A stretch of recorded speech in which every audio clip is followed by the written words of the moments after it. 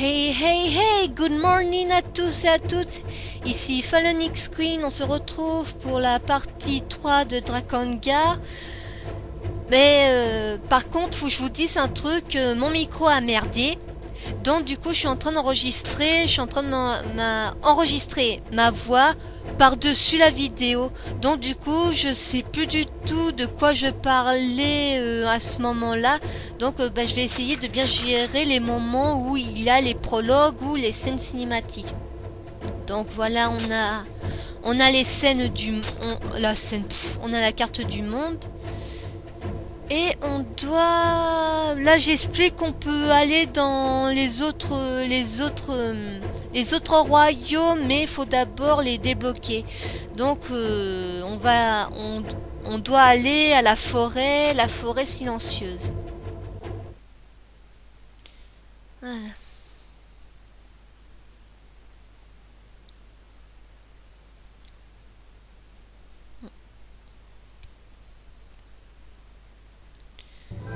Bon, ah oui, on s'est laissé à la vidéo précédente quand Kaim, Furial et Inuart doivent quitter le royaume parce que le royaume était perdu. Du coup, on doit aller chez les elfes pour mettre Furial en sécurité, mais comme vous pouvez lire sur la page, il y a eu des complications sur la destination où on doit aller. Donc je sais plus du tout quand je vais appuyer sur continuer. Après, je sais plus quoi dire. C'est bon. Le camp dans la forêt.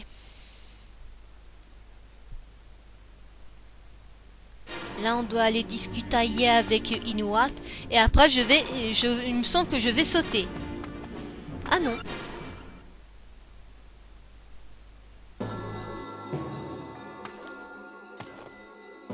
What is it?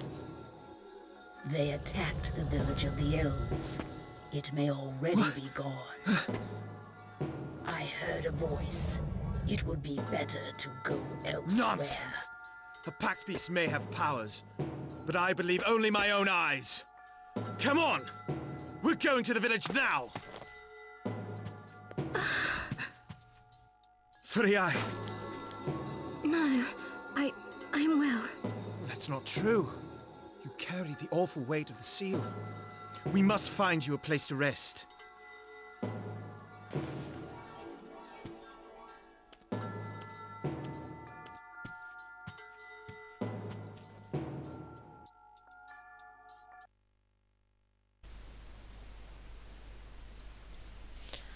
Alors, comme vous pouvez le voir, Furial devient un peu faible car un des 3 sceaux qui est relié à elle est en danger.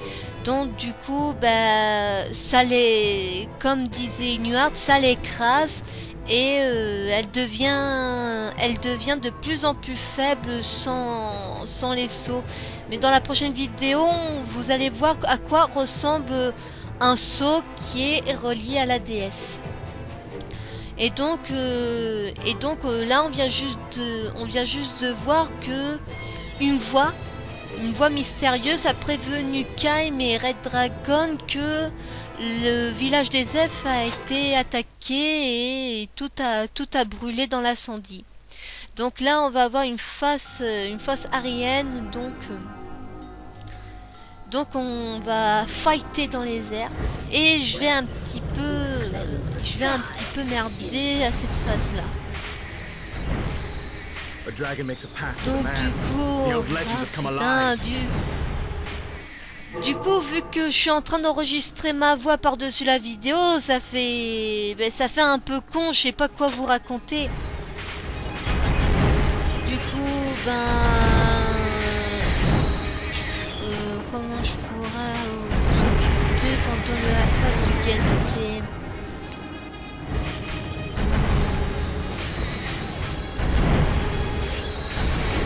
Tiens, quand quand j'avais découvert que mon micro avait merdé, j'ai eu un petit coup de déprime. Hein. Déjà que la partie 2 de Dragon Gear avait du mal à se publier sur YouTube, donc ça m'a 2 fois plus déprimé. Mais heureusement, j'avais reçu un manga que j'ai commandé sur Amazon, que ça s'appelle Beauty and the Devil. C'est un manga, si je dis pas de bêtises, c'est un manga one show. Ouais, j'espère que je dis pas de bêtises sur le type de manga. C'est l'histoire d'une collégienne qui s'appelle Rin, elle vit toute seule avec son grand-père et tous les deux ils tiennent un temple. Et Rin faisait des prières en disant qu'elle voulait plus rester toute seule, qu'elle voulait trouver l'amour. Mais à la place de trouver l'amour, elle rencontre un démon. Enfin, un démon que en fait c'est le roi des démons. Il se fait appeler Charles. Et il décide de conclure un pacte avec Rin et pour conclure le pacte dans Beauty and the Devil, c'est que Rin doit perdre sa virginité avec Charles. Donc du coup il a des scènes on va dire détaillées quand ils couchent ensemble. Donc c'est bien, ça change un peu des mangas que je lis d'habitude. Hein. Les mangas que j'ai fini de collectionner, c'est Sora, non pas Sora, n'importe quoi, c'est Nora, le chien des enfers, et Shinobi Life. Shinobi Life, j'ai bien accroché et ça se finit très bien. Dans Shinobi Life, c'est l'histoire d'un garçon, un ninja qui s'appelle Kagetola. Kagetola tombe dans une falaise et tombe dans l'eau, et en fait il est téléporté dans le futur. Dans le futur, et il rencontre une fille qu'elle s'appelle Benny. Et Benny est la descendante d'une princesse que Kagetola devait protéger dans le passé. Donc c'est un manga one shot c'est comédie, drama, romantique et science-fiction. Vu que ça parle de voyage dans le temps, alors ça jongle, enfin dans le manga ça jongle, un coup ils vont dans le passé, un coup ils vont dans le futur, un coup c'est un futur éloigné et un autre un futur proche. Donc des fois, plus loin dans l'aventure, on a des fucking révélations sur certains personnages. Et Nora, le chien des enfers, c'est l'histoire d'un démon qui s'appelle Nora. Que c'est un démon qui aime se bastonner, qui sait pas se contrôler, qui sait pas contrôler ses nerfs. Du coup, il y a Satan qui envoie Nora chez les humains pour qu'il conclue un pacte avec un humain contre son gré. Et après il a d'autres trucs qui se passent là-bas, enfin dans le manga. Du coup, celui-là aussi finit bien. Et j'ai acheté aussi, je sais pas si je dois dire un hors-série de Nora, le chien des enfers, mais c'est un hors-série qui s'appelle je sais plus comment il s'appelle, mais je sais que si vous mettez les lettres du titre du manga à l'envers, ça donne Cerberus. Alors essayez essayer d'écrire Cerberus et d'inverser les lettres, comme ça vous aurez le titre du manga que j'ai acheté. Et donc ben, en fait c'est le début. C'est enfin dans Cerberus, ça explique qu'est-ce qui s'est passé depuis la fin de Nora le chien des enfers. Et donc voilà, là en ce moment, ben, comme vous pouvez le voir, nous sommes arrivés sur la terre des elfes. Du coup, on doit s'attaquer aux archers, comme je disais, quand je vous ai dit plusieurs fois dans les précédentes vidéos. Attaquez-vous d'abord aux archers si vous voulez vous la faire, en dos de dragon. Ah aussi, j'ai remarqué aussi dans la partie 2 de Drakengard que Kaim disparaît beaucoup sur vos écrans. Alors je sais pas du tout pourquoi Kaim joue les hommes invisibles. Pourtant sur mon écran de télé ça fait pas du tout la même chose. Alors ça vient peut-être de Pinacle qui fait un petit peu bugger le jeu, qui fait disparaître Kaim, ou ça vient peut-être des fils qui est lié à mon PC, à la PS2. En tout cas, sur les images que je suis en train de regarder, ça a l'air de pas faire beaucoup. The Empire's forces have come even here. Is the village safe? Voilà. Là, je suis en train de m'acharner sur les soldats habillés en noir. Que je vous rappelle, les hommes les hommes qui portent des armures en noir sont les plus résistants, donc il faut les attaquer en premier. Ah, il y a aussi dans cette mission, dans ce chapitre, il y a 2 épées à récupérer. La première arme à récupérer, il faut tuer d'abord les cibles avant de récupérer l'arme. Et il me semble qu'il faut aussi éliminer les soldats qui sont sur le pont, et le coffre va apparaître. Heureusement que ça prévient. Mais le truc est assez chiant dans certains chapitres et de versets, c'est que des fois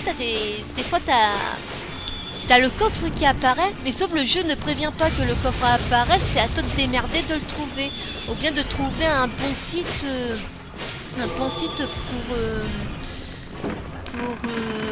trouver les armes. Bien, voilà, on a trouvé une arme. C'est un truc qu'ils ont amélioré dans Drakengard 2. Maintenant ils préviennent quand un truc apparaît, mais ça c'est un truc qu'ils ont enlevé aussi maintenant. Les épées, les lances, les haches, les masses. Maintenant c'est plus le jeu qui prévient quand un coffre est apparu. Le coffre apparaît directement sur la carte dans Drakengard 2. Donc après, bah là je suis en train d'éliminer les soldats, quoi. Ah, c'est chiant, c'est trop chiant parce que là je sais pas quoi vous dire, alors que quand j'ai fait ma première partie, j'avais dit ce qu'il fallait dire dans ma vidéo. Mais là, vu que je suis en train de re-enregistrer ma voix par-dessus la vidéo, c'est un peu embarrassant et chiant parce que moi je sais plus quoi vous dire. Je vais pas quand même vous parler de ma vie en disant qu'est-ce que j'ai mangé ce midi, qu'est-ce que j'ai fait. Non, pas ça, non. Donc on est, voyons voir, on est à 14 minutes, de la vidéo. C'est tout ce que je peux dire. Ah oui, peut-être vous dire 2-3 trucs sur Drakengard. Enfin, surtout le 3. Enfin, j'ai hâte que Drakengard sorte, mais un truc que je vais faire, quand on va pouvoir le précommander, c'est d'acheter carrément le coffre de Drakengard, parce que il a des contenus assez intéressants dans ce coffret. Et en plus dans Drakengard 3, pour celui ou celle qui connaissent Drakengard 3, je vais peut-être vous en parler après le prologue. Il n'y est pas encore le prologue, car on va avoir une petite phase de combat après. Donc dans le coffret Drakengard, il va avoir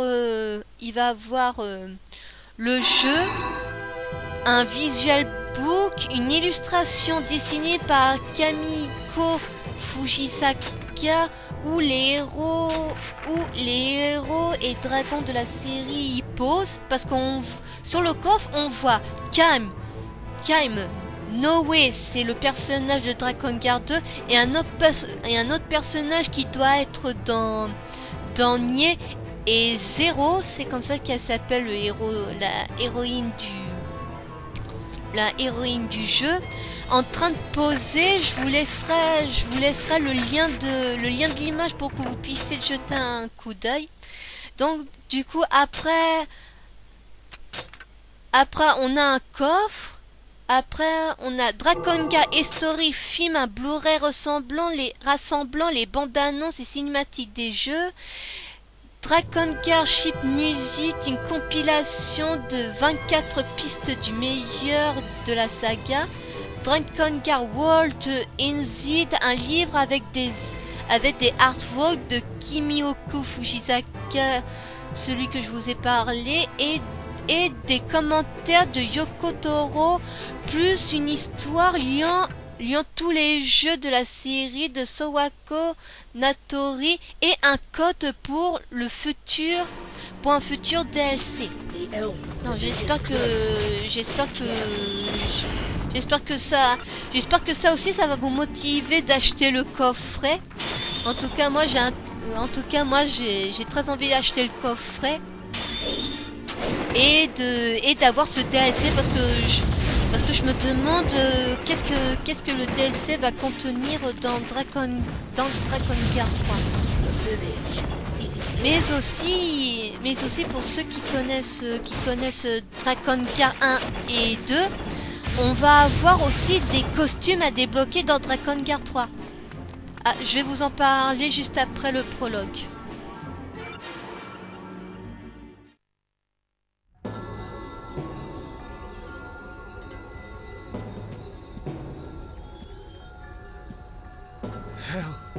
Hell has come here.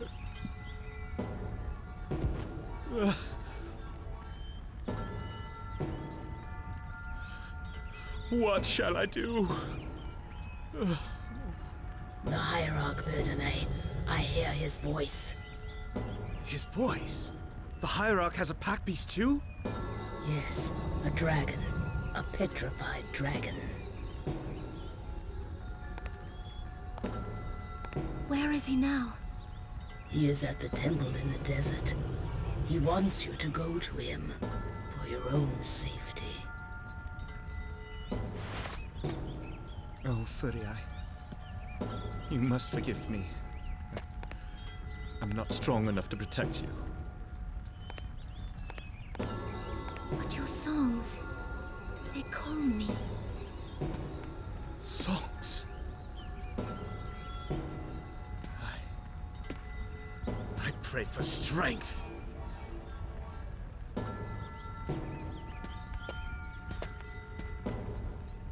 Will you come? We must investigate further. Go with Furiai and protect her. We shall follow.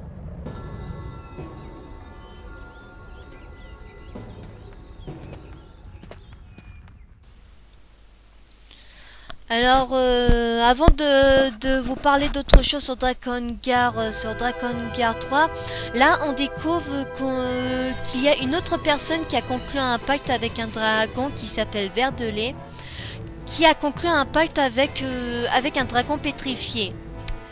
Moi, je vous demande à quoi ça sert de conclure un pacte avec un dragon qui ne peut plus bouger, hein. Non mais oh, c'est du n'importe quoi, hein. À moins qu'il était déjà vivant, avait été pétrifié par le basilic, hein.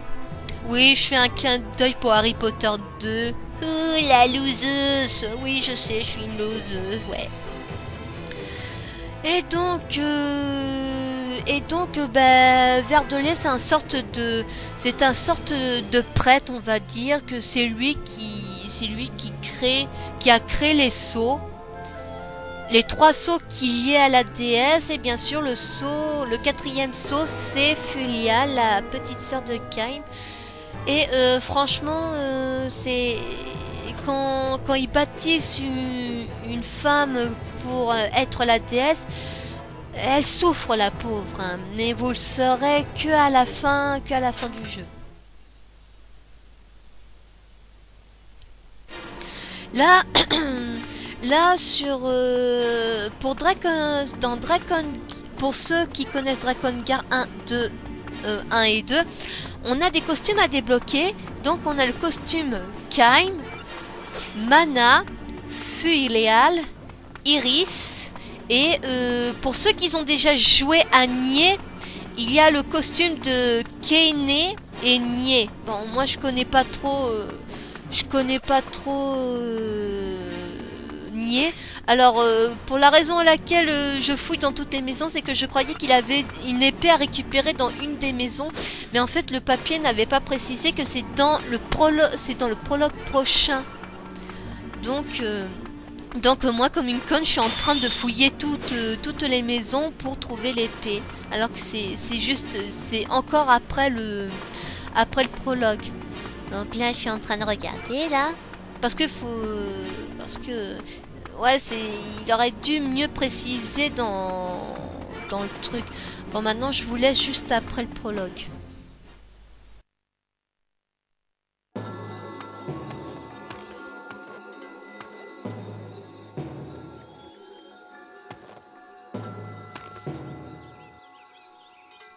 Speak not the watchers, draw not the watchers, write not the watchers, sculpt not the watchers, sing not the watchers, call not the watchers' name. What is this?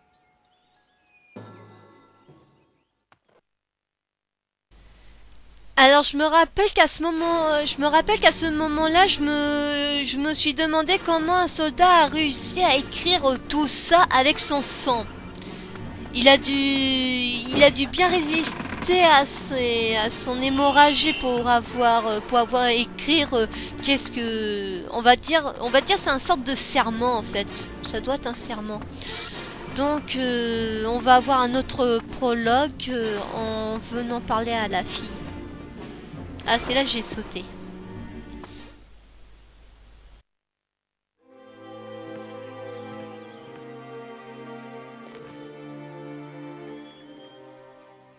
In the valley, the cult of the Watchers has a shrine.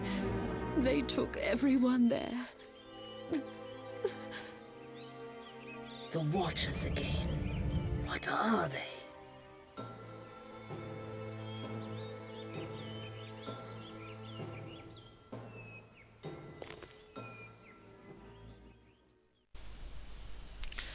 Alors, comme on a trouvé une survivante, mais malheureusement, elle a succombé à ses blessures. Donc, on a appris un truc, ce sont les archanges. Alors, qui sont-ils? Les archanges, on les découvre, dans Drakengard 2, qui sont les archanges, et c'est eux nos ennemis principaux. Nos ennemis principaux. Non, c'est les archanges, donc c'est nos ennemis principaux, il me semble. Donc on va. Là, je suis en train de me sauvegarder. Et on va encore faire une phase de gameplay avant de laisser. Alors la culte des archanges, alors c'est merde, on va dire une religion, oui, où il y a des personnes qui vénèrent les archanges. Alors je sais pas, enfin s'il a des connaisseurs ou des connaisseuses sur les anges, est-ce que quelqu'un peut me dire si les archanges sont des gentils ou des méchants? Parce que dans Drakengard, les archanges ce sont les méchants, mais peut-être que dans la Bible ce sont des gentils, les archanges. Vu que certains jeux s'inspirent de la Bible, comme un truc tout con dans DMC Devil May Cry, ben je me suis renseigné à propos de la démone Lilith. Ben Lilith, c'est une démone qui a vraiment existé. Et ben ce que j'ai pu lire sur elle, c'est la première femme démon, et ça serait à cause d'elle si Adam et Ève ont été chassés du paradis. C'est un délire à propos de la pomme, la pomme qui est le fruit défendu. Du coup, ben voilà, si quelqu'un sait si les archanges ce sont des gentils ou des méchants dans la Bible, ben s'il vous plaît laissez-moi un commentaire sur cette vidéo, comme ça ben je dormirai moins bête. Donc là on a affaire à des montgolfières. Non, pas des montgolfières, je crois que ça porte un autre nom. Mais je sais plus c'est quoi en fait. Alors voilà, c'est vrai le truc qui est chiant, c'est que il faut faire deux choix pendant les phases ariennes. C'est soit jouer et ne pas parler et se concentrer, soit parler, jouer et pas se concentrer. Là je suis en train de parler, là je suis en train de dire qu'on a affaire à un griffon. Enfin, le griffon moitié aigle, et j'ai l'impression qu'il est moitié cochon parce que j'ai l'impression qu'il a des pattes de cochon à la place de pattes de lion. Je sais plus si j'ai déjà parlé que ça serait bien si dans Drakengard il mettait un bestiaire pour qu'on sache un peu plus sur les créatures qu'on affronte, nos ennemis, comme pour Devil May Cry ou Devil May Cry. Oh, je sais plus.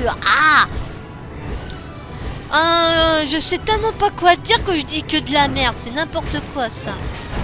Alors, quand Devil May Cry, ouais, je vais le prononcer en anglais.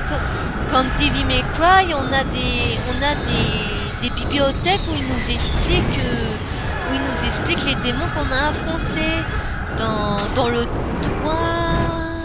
3, le 1. Je suis pas sûre dans le 2 s'ils ont mis une bibliothèque pour connaître les noms des démons et quel est leur but dans la vie. Non, je suis sûr qu'il doit y avoir des fans des DMC. Alors si vous savez si dans DMC 2 on a une bibliothèque qui nous explique, dites-le moi, hein. Alors à ce moment-là, je disais que la phrase que vient de dire Radragon était assez classe, parce qu'elle dit: ton corps est rempli de haine et ton cœur rempli de tristesse. Donc on peut vraiment voir qui commence à avoir une connexion entre Red Dragon et Kaim, parce que le truc est vachement intéressant dans surtout dans le premier Dragon Guard, c'est que Red Dragon et Kaim commencent un peu plus à se rapprocher, et Red Dragon commence de plus en plus à comprendre Kaim sur son envie de vengeance et de sa soif de vouloir anéantir tout ce qui part son chemin. Donc du coup voilà, c'est pour ça que je commence mon premier walkthrough avec Dragon Guard, parce que franchement ce jeu m'a vachement beaucoup touché, surtout à la fin. À la fin c'est énorme, la fin est vachement énorme et triste. Faudrait que je m'arrête, parce que là je suis en train petit à petit vous spoiler la fin du jeu, donc faut que je me tais. Enfin, pour ceux qui ont déjà joué à Dragon Guard, ils savent comment ça va se finir, mais chut, ne disez rien, ne disez rien en commentaire. Chut. Donc du coup, ben voilà. C'est assez très chiant quand je sais pas quoi vous dire. Bah tiens, ce que je vais faire, c'est que je vais manger un bonbon, parce qu'à force de parler, je commence à avoir la voix à sec. Alors je vais manger un petit bonbon.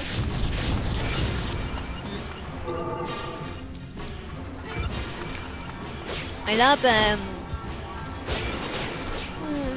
voyons voir, ben là.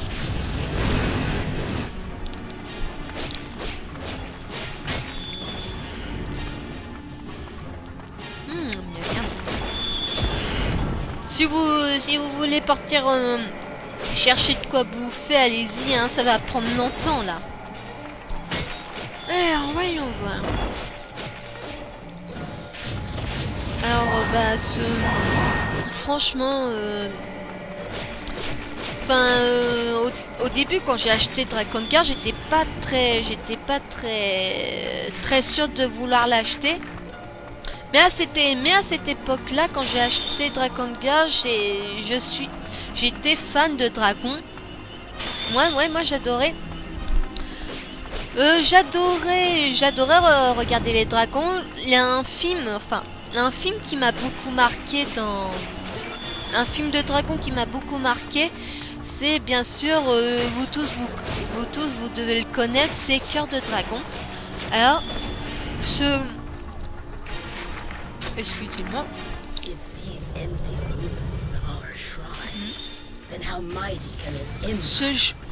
Ce film m'a beaucoup touché. Avec un dragon, surtout le truc qui m'a fait un peu marrer, c'est le fait que un dragon sait parler et qui doit s'associer à un chevalier, que c'est un tueur de dragon. Donc du coup, ça c'est à partir de ce film que j'ai commencé à m'intéresser aux dragons. J'ai même regardé un film reportage que ça s'appelle La Chronique des Dragons, il me semble, où ce qui paraît, les dragons auraient vraiment existé. Et ils auraient vécu à l'époque des dinosaures. Enfin, je sais pas si c'était vrai ou non, mais ils avaient retrouvé un squelette d'un dinosaure avec des marques de dents sur les os, et aussi des traces de brûlure. Donc moi je sais pas si c'est vrai, ou bien si c'est faux, si vraiment les dragons ont existé à l'époque des dinosaures. Donc ça m'a vachement intéressé. Donc après je sais plus qu'est-ce que je faisais, enfin comment je me suis retrouvée à acheter ce jeu à cette époque. Ouais, en ce moment on se demande vraiment ouais, on faisait quoi à cette époque? Je crois que j'ai dû l'acheter en 2005. Alors là je suis en train de me poser la question, qu'est-ce que je faisais en 2005? Donc du coup je sais que je faisais des courses. Je sais que je faisais des courses à Barentin, à Carrefour avec je sais plus si c'était avec ma mère ou mon père. Et du coup bah, j'ai vu le jeu où là c'était marqué Drakengard, donc je l'ai pris. J'ai lu derrière la boîte à quoi ça racontait. Donc j'ai vu qu'on pouvait jouer avec un dragon, donc je l'ai pris. Et après ben j'ai pas tout de suite commencé à y jouer parce que j'avais eu à peine le dos tourné que ma soeur avait déjà commencé le jeu. Alors qu'on avait je crois qu'à cette époque on avait un sorte de petit rituel. Le rituel, c'est que celui ou celle qui achète un jeu et qui le ramène à la maison commence la partie en premier. Donc du coup ma soeur n'a pas respecté ce rituel, elle a commencé le jeu, du coup je devais attendre qu'elle ait fini le jeu pour que je puisse commencer ma partie. Donc après bien sûr à cette époque là je jouais pas à Drakengard sérieusement. C'est après un peu plus tard que j'ai appris qu'on peut trouver des astuces sur des jeux vidéo. Donc j'ai commencé à essayer de trouver des bons sites pour Drakengard ou Devil May Cry 3. Et du coup ben, j'ai appris que dans Drakengard il y avait des armes à récupérer et d'autres trucs que je ne vous dirai pas. Non. Et là on doit affronter des mages. Alors là je suis en train de à ce moment-là je suis en train de vous dire que ces mages blancs je les déteste parce que ils sont chiants à voir et surtout quand ils réussissent à vous attaquer avec leur boule de lumière, c'est chiant parce qu'il vous fait reculer, il bouge, ça va à droite, à gauche, et moi tout ce que je veux c'est que tu ne bouges pas et je te tue. Mais non, ça bouge, hein. Il peut pas rester immobile. Donc ils sont faciles à tuer parce que comme dans tous les jeux, les magiciens ou magiciennes ce sont des personnages les plus faibles. Donc vous pouvez voir qu'un seul coup de feu je peux les tuer, ou un coup d'épée, parce que là ils ont rien sur eux, ils ont rien sur eux à part une cape, une robe et le visage masqué. Donc après hop là. Du coup aussi pour Drakengard pour Drakengard 2 là je savais pas du tout qu'ils avaient sorti un Drakengard 2. Là c'était vachement un coup du destin. Je devais faire les courses avec ma mère, toujours dans le même lieu. Non, je me cours, c'était avec à cette époque c'était avec mon père. Je suis partie avec mon père faire les courses parce qu'on devait acheter un cadeau pour mon petit frère. Donc du coup on est allé chez Micromania Et du coup, j'ai vu une lumière qui entourait autour du jeu, que c'était Drakengard 2 qui disait achète-moi, achète-moi, achète-moi. Donc du coup, mon petit frère aussi s'est mis à Drakengard, donc je me suis dit, tiens, si j'achetais Drakengard 2, si j'achetais Drakengard 2 pour mon petit frère, donc du coup après. Donc du coup, au fil des années, moi je suis devenue une experte en Drakengard 1 et mon petit frère un expert en Drakengard 2. Parce que comme je sais plus si je l'ai déjà dit dans ma précédente vidéo, Drakengard 2, je le connais pas beaucoup par cœur. Je le connais pas beaucoup par cœur, donc du coup, je vais peut-être jouer en mode facile. Et là, à ce moment-là, j'ai annoncé que j'allais faire une coupure et que j'allais faire,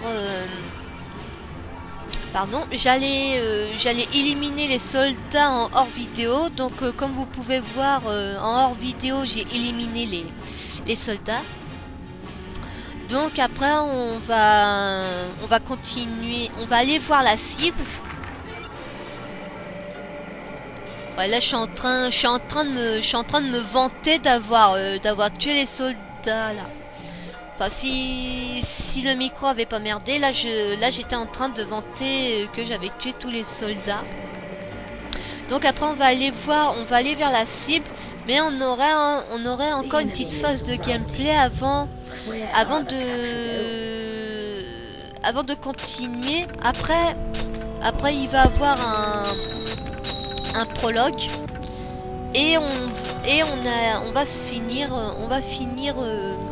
la vidéo après le prologue. Donc après il a la phase de sauvegarde. Pardon. Là franchement je me demande qu'est-ce que j'étais en train de dire pour que ça soit trop long. Ah oui, ça y est, je me rappelle, à ce moment-là, je croyais qu'il allait avoir le prologue et qu'on allait s'arrêter ici. Mais en fait, non, je me suis fait avoir. Donc du coup, là, on sauvegarde et après, on va avoir une petite phase de gameplay. Et on va se faire fight. Et on va fighter, on va affronter un mage blanc que je vais avoir du mal à l'avoir. Oh, ben non, le premier coup.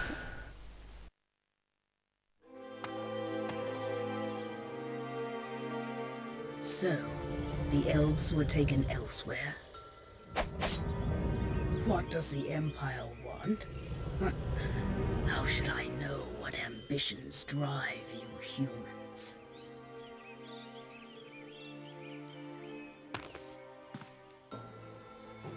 What do those red eyes mean? Verdelay. His voice, it is gone.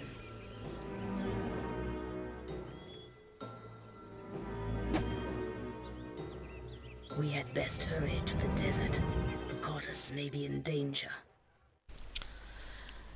Alors, là le truc le plus débile, c'est que Kai me pose la question à Red Dragon pour lui dire que cherche l'Empire, mais Red Dragon ne sait pas du tout. C'est peut-être parce que Red Dragon c'est un dragon rouge et vu que nos ennemis ont les yeux rouges.